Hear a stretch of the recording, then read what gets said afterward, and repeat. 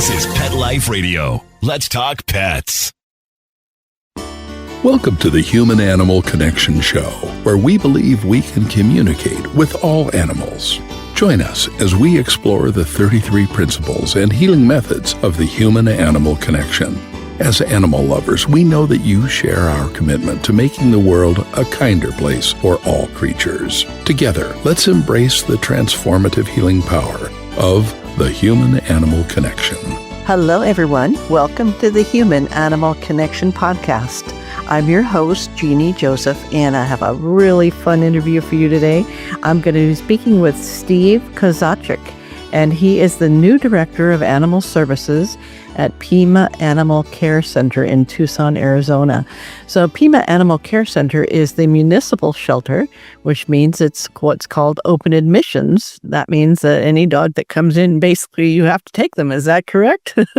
Pretty much it. We work on a managed intake basis, but yeah, I mean, if somebody insists that we take their animal, then we take their animal. Okay, great.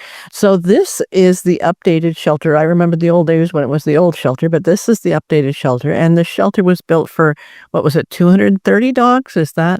Roughly 235, yeah. Yeah, 235 dogs. And just a little weather report. How many dogs do you have there today? We have about 535.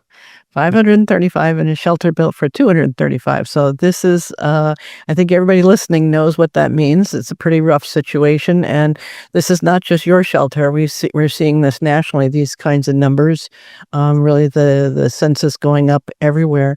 What are some of your thoughts about why we're in such a crisis nationally? But we have a situation right now where people are not spaying and neutering their animals.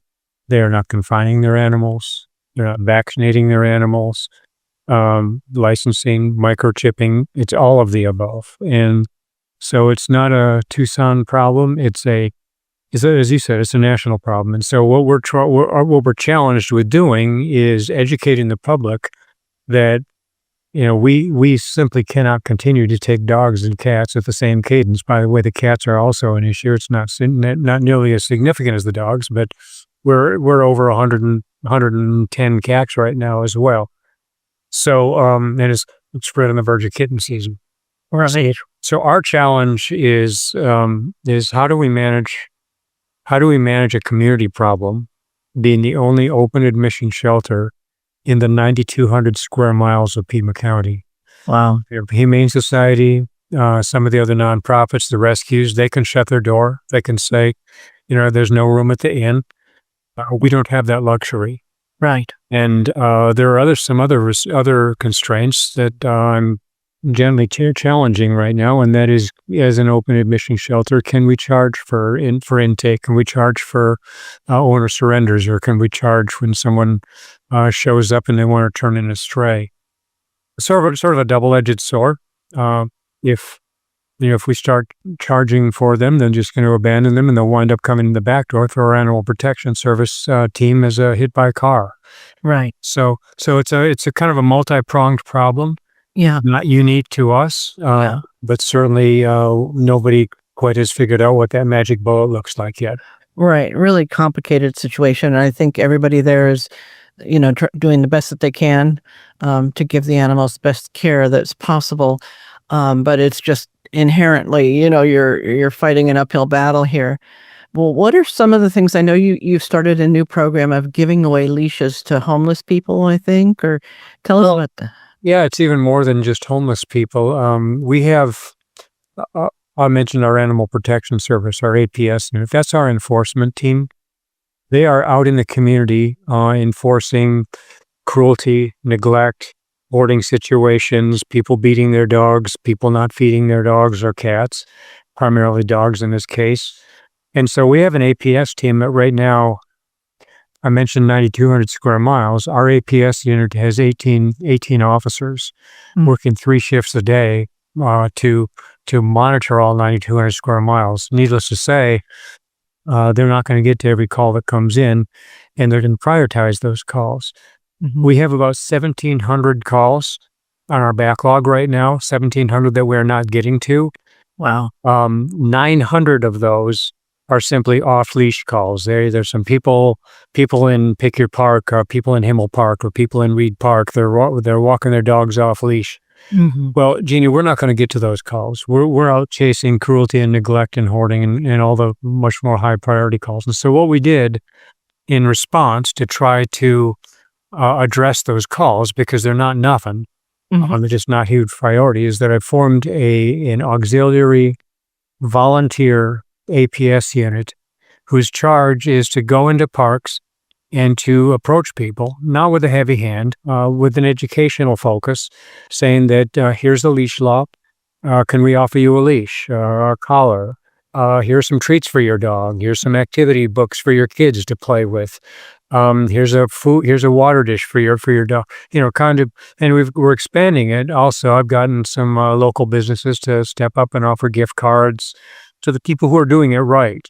Right. So it's not simply a matter of let's go find the people who are running their dogs off leash. If somebody's doing it right, here's a gift card for 2 movie tickets to a Roadhouse theater, or here's a $50 gift card for Corbett's, or whatever it is. Mm-hmm. So we're trying to educate the public in that manner by offering these incentives and letting them know that it is the law. Yeah. You also, the part of the message is that it's not that your dog might be aggressive or it might run up and bite somebody, but number one, you're potentially liable if your soft fluffy goes up and starts playing with some person and it's an elderly person, they accidentally knocks the person over because they're playing too hard and the person breaks a hip. That's your civil responsibility, and you could be cited for that. Yeah. So we're trying to let people know, but to your point, we are giving away the leashes when people need them. If we find homeless people in the parks, and it's not uncommon that we find that, yes, we will give them provisions not only for themselves but also for their animals, because we want to make sure the animals are well cared for and that they're not running at large. Mm-hmm. Yeah. Right. Great. Okay. Great program.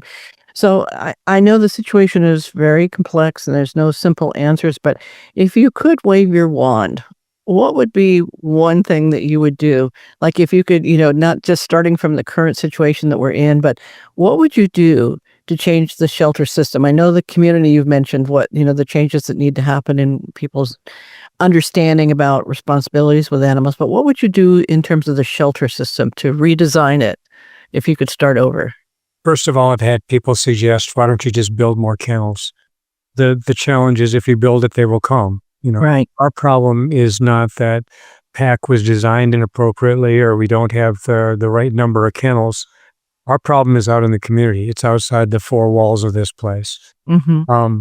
It's what I would, if we can start waving magic wands, it's that people appropriately spay and neuter their animals. It's a matter of getting rid of backyard breeders.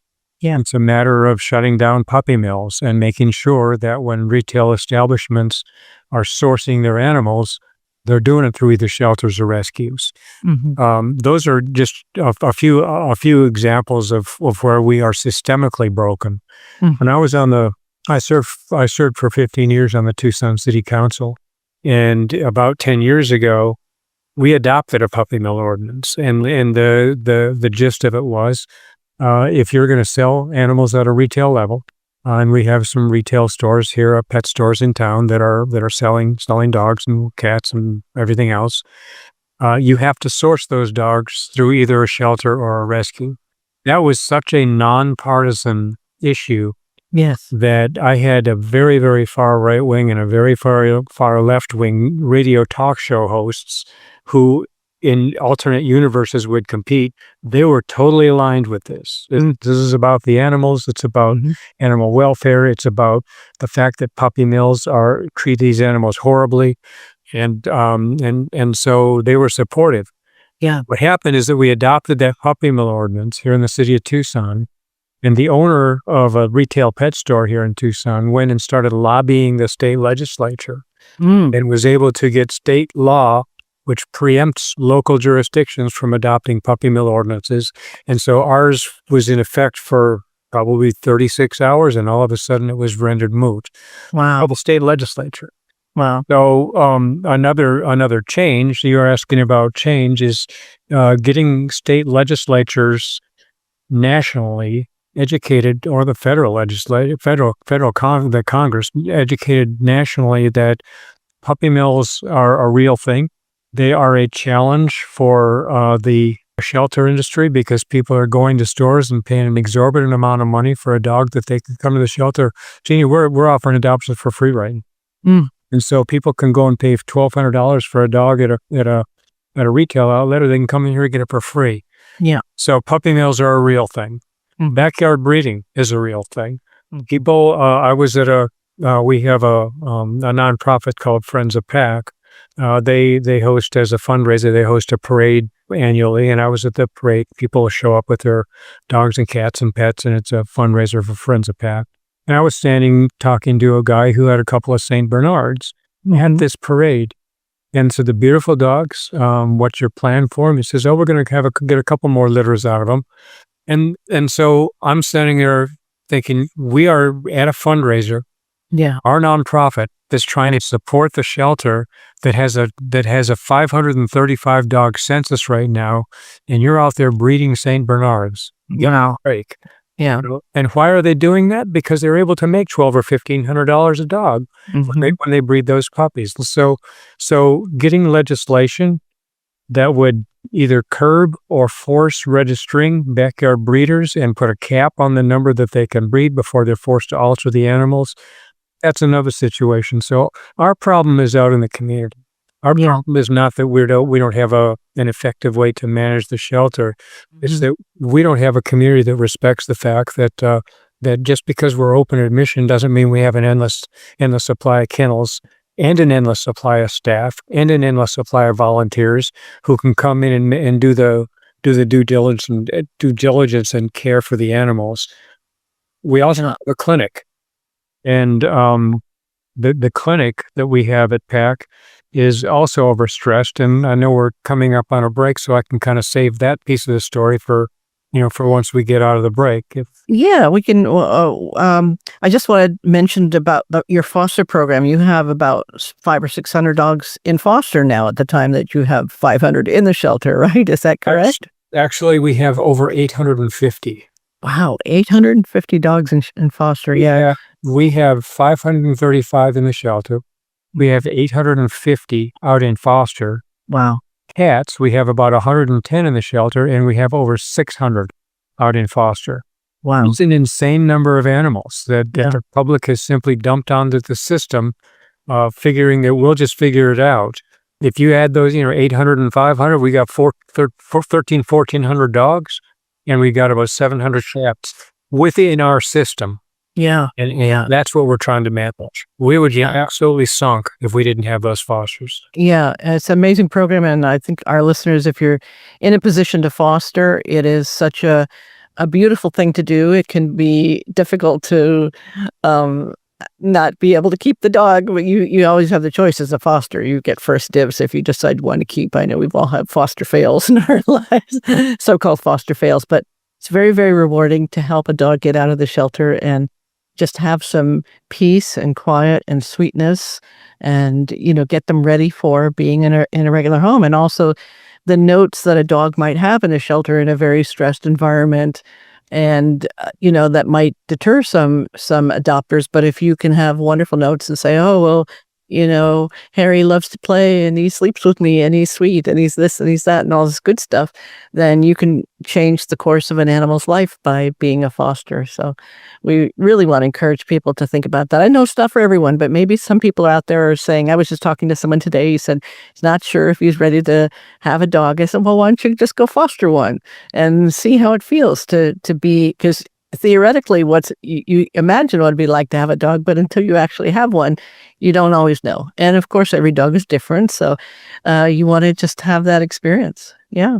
Well, and all of that is correct, and you're very well read on this. The situation here is that you can foster to adopt. You can take a dog home overnight. We call them pajama parties. They're just out of the shelter for 12, 18 hours, and we're back in. But you're exactly correct. They get out of this stressed environment where you're sitting crammed in a kennel with another dog or two, and it's 4x8 kennel, and yeah, the stress, the kennel stress is a real thing. Real thing. And it makes dogs over time less and less adoptable. So to the extent that they can get out for a day, a weekend, a week, what you pick your time. Our foster options are all over the map to make it really convenient for people to allow to get an animal out of here. Then we have medical fosters as well. A lot of times we have our clinic that treats the animals, and they will put the animal out into a home with the medications and with the veterinary protocols that they bring it back to the clinic. We're paying for all the medical care while the thing is in foster and while it's being rehabbed. And we have families that are taking these medical fosters. They're saying, look, I'll take this on while the dog is or cat is being rehabbed, and then when it's whole again, then we'll put it out for adoption. So we have a lot of options, and we've got a great community who stepped up to really help out. Yeah, I know I've taken some dogs out for ice cream. You just take them out for an hour, right? Or you just take them out for a burger. So yeah, there's lots of options. All right. Well, we're going to take a short little break. And then when we come back, I forgot what we were going to talk about when we come back. But it was something good, I know. We'll be right back in just a moment. You know the expression, cats have 9 lives. Well, what if you can give them one more? The Give Them 10 movement is on a mission to help give cats an extra life. How? With spay and neuter. Spaying or neutering your cat helps them live a longer, healthier life. And it helps control free-roaming cat populations too. Learn more about the benefits of spay and neuter and meet Scooter, the neutered cat, at GiveThem10.org. That's GiveThem10.org. Hey friends, if you like what you're hearing and want to learn more, check out Dr. Joseph's book, The Human Animal Connection, Deepening Relationships with Animals and Ourselves. Or visit the website, thehumananimalconnection.org, to book an online consultation. Thank you for loving animals. Now back to the show. Let's Talk Pets on PetLifeRadio.com.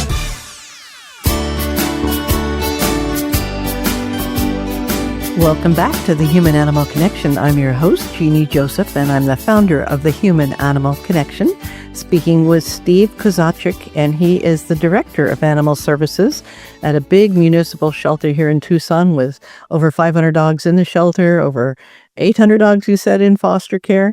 It's just that's exciting. So there are parts of the community that really care and that are educated and that want to step up. So that's just really wonderful. And we have helped veterans. We'll go to the shelter with them if they're looking for a dog, and we'll help them evaluate the quality of the bond, because it's really important for people not to just pick based upon, I want a St. Bernard or I want a Labrador or something like that, but to really look at the individual dog and see if it's a good connection, and to help people understand, are you looking for a dog that's going to be your running buddy, or are you looking for a dog that's going to be your couch potato and make you feel happy and cuddle all day long? These are questions that sometimes adopters don't always think through, but can make a big difference. Because if people go in looking for, I want this kind of dog, or this the one I had when I was a kid or something, and they might end up with a dog that looks similar, but the expectations that the person has and the reality of the dog, that can get a little mixed up. So this is one of the things that we help people that we work with, is how best to evaluate the connection between the person and the dog. Yeah. So I bet you have some fun stories that are inspiring, that keep you going over the rough days there in a big municipal shelter. Well, one of the things that we're trying to do is to curb our intake. 57% of the dogs that we take in are strays. And one of the ways that I'm trying to address that is I've distributed some microchip scanners out to some of the Parks Department administration buildings, so that when members of the public find a dog or a cat that is a stray, they can scan it and they can try and find the owner on the spot and not even bring it to the shelter. That's great. Last week, about 8:30 at night, I got a call from a woman that I've known for quite a while, who works at a local hospital, and she said, we just saw a St. Bernard walking down Grant Road, and Grant Road is an arterial here in Tucson. It's a big street. So she said, we checked for a microchip and we found the owner, but nobody's called us back. So I have to bring it in to you tomorrow morning. Oh. And I'm thinking, well, we have 540 dogs here. We don't need a St. Bernard. Please, I said, you give me a call in the morning if you still can't find the owner, and we'll intake it. It was, hard to say, but that's what we're doing here. We're an open admission shelter. So I called her in the morning, and thankfully the microchip worked. The owner called them. They said they got some contractors working at their house, and the contractor just accidentally left the gate open. The St. Bernard decided he'd go out for a stroll, and it turned into a slumber party at my friend's house. But back home he is. And so please microchip your animals. It's a story that is too uncommon. Roughly 15% of the 57% of the strays we get are microchipped. Jeannie, we're offering free microchipping through July 4th right now. We want you to chip your animals. We don't want them in the shelter. Yeah. So that's a good news story. That is a great news story. I think that's so important to get those scanners out there, wherever they can, as many scanners as you can get out there, because I think everybody's seen that. They've seen a stray dog wandering and not known what to do. So, yeah. And the reality is that the vast majority of dogs that go stray, they're within a mile of their home. And so it's not that they've strayed and they've walked from Tucson up to Phoenix 100 miles away. These are dogs that are close to home, and they're just out for whatever reason. And even if it's not a threat that they're going to walk and start attacking someone else's animal, they can get hit by a car. Or they can get. We have in Tucson, we had javelina, and we have other urban wildlife, coyotes. They could wind up getting bitten by a rabbit or otherwise urban wildlife animal. So there are dangers outside the confines of your yard that we want to make sure these animals are protected. So there are legitimate reasons for one outside of the shelter for us wanting to make sure the animals get home. Right. Definitely. You mentioned the fosters. Another story that I would share is that we have a very robust volunteer group. Here at the shelter. We have 540 dogs, round numbers, and over 100 cats. We would be sunk without the volunteers coming in and walking the dogs and just spending time with them, taking them out into play groups and that kind of thing, just to decompress them and get them out of the kennels. One of the programs that we're going to implement, in fact, we have implemented, that's going to kind of come to a crescendo in a week or so, is a program called Paws and Pages. It's where people come out and they simply sit in front of a kennel and they read to the dog for 40 minutes. Yes. Now, it might sound weird. Oh, it's great.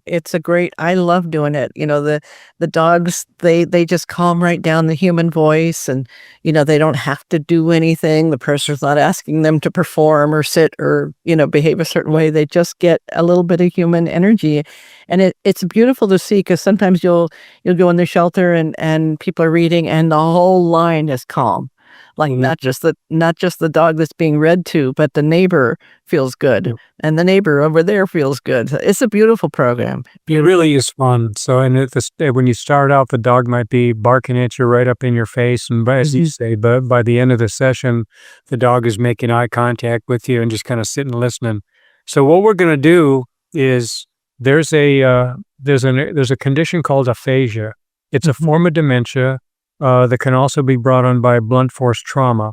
In for instance, for our former Congresswoman Gabby Giffords was shot in the head, and she lost her ability to speak and to articulate and to understand the written and spoken word. Through pretty significant speech therapy, she's been able to regain much of her speech ability. That is the blunt trauma kind of aphasia. Another kind is it's a progressive, I mentioned dementia, kind of a condition where progressively you lose your ability to speak, you lose your ability to read, to understand the spoken or written word. So what we have is a group of aphasia members of a local group, Friends of Aphasia, And I've got Gabby Gifford's speech therapist working with a group of 8 of them right now. And they're working on books, lower level books that they are planning. They're learning to read the book. Mm-hmm. And next Thursday, they're going to be coming in and doing a pause in pages just with this aphasia group. Yeah. And it'll be so cool to see this group of people who is struggling to articulate the word. For instance, this is a 25-year-old woman who had a stroke.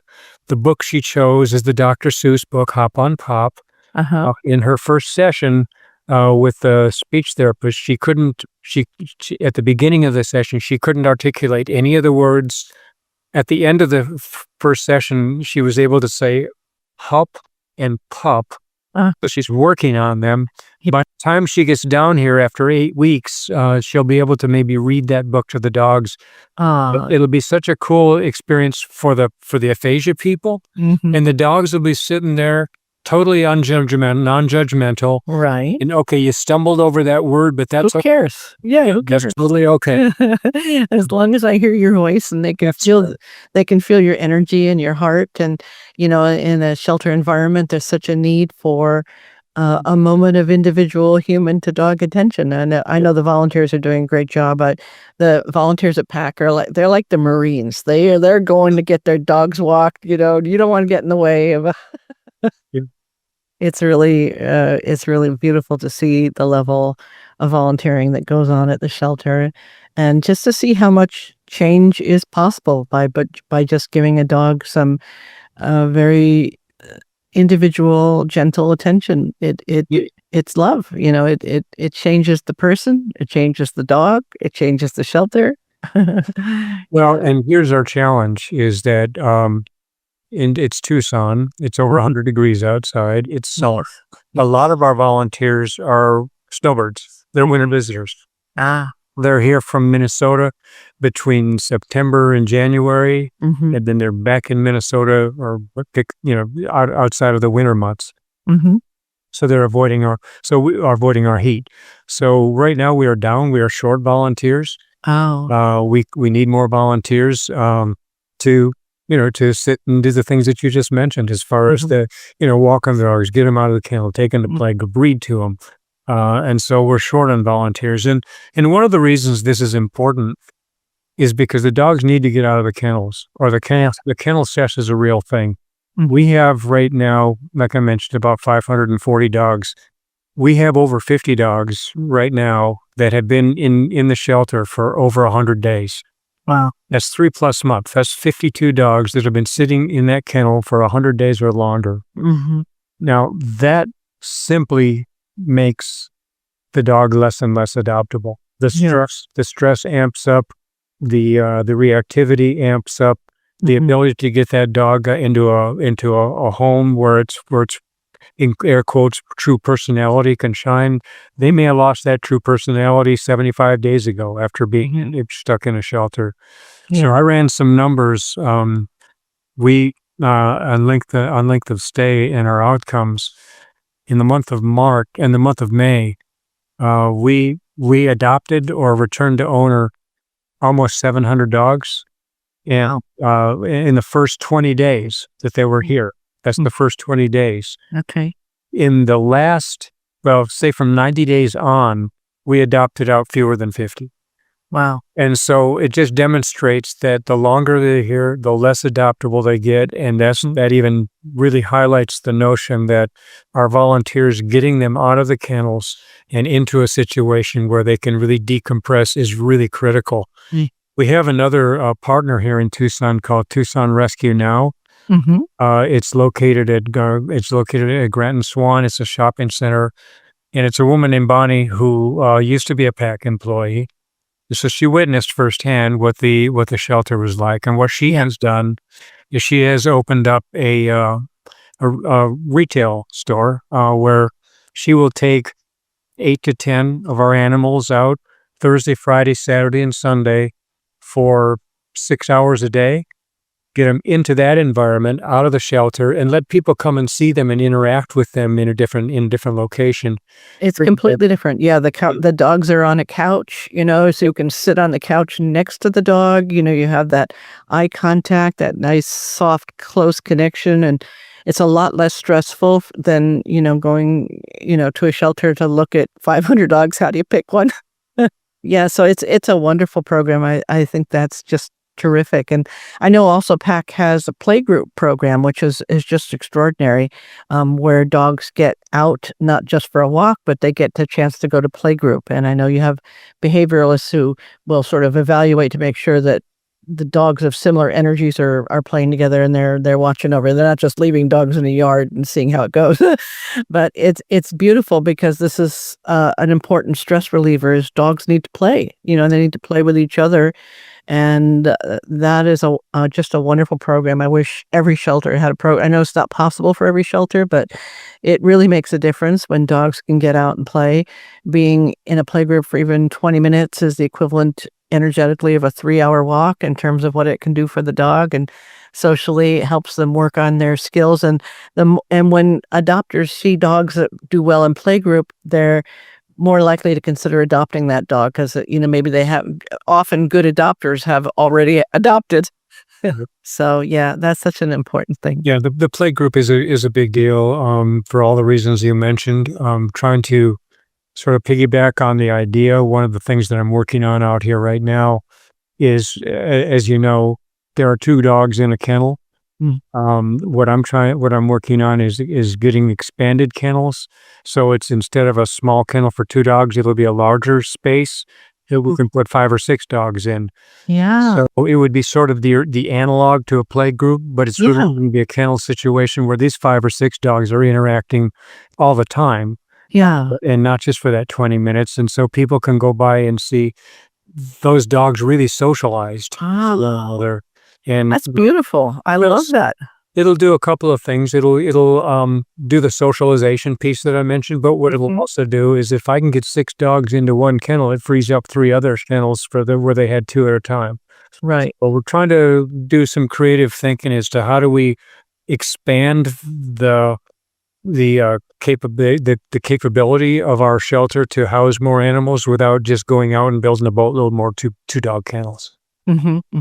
That's beautiful. I love that because every dog is different. Some dogs need a lot of social dog-on-dog connection. Other dogs need less, but the ones that need it can really benefit by that. It can really show potential adopters, wow, look at, they all have a happy, they're doing well.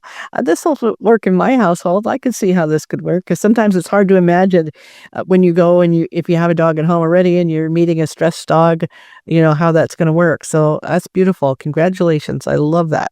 Well, it's all money. Oh, yeah. And so that's one of the reasons we're leaning into Friends of PACC even more and more every day. That's our profit, our fundraiser. And it's, we need to talk about expanded kennels. We need to talk about, we didn't quite get to the clinic, but we need to talk about expanding our clinic options. Friends of PACC just opened a low-cost clinic called the Friends Pet Clinic, where they're offering low-cost veterinary care. Oftentimes people, especially in this economy, are reluctant to take on the financial obligation of an animal because of the veterinary costs. And so Friends has opened up their clinic as well. So there are a lot of moving parts to the challenges that we're facing.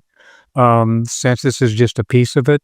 But we're not going to find a magic elixir fixer. We're chipping away at each piece that we can, in small bites at a time. Great. Wonderful. Well, thank you, Steve. It's been wonderful to talk with you, and we wish you all the best there. Sounds like you're doing some really good and important things, and every little bit counts. We appreciate the time to share the story. Yeah. You've been listening to the Human Animal Connection. We'll see you on the next episode. Bye for now. Thank you for tuning in to the Human Animal Connection Show. Please visit our website, thehumananimalconnection.org.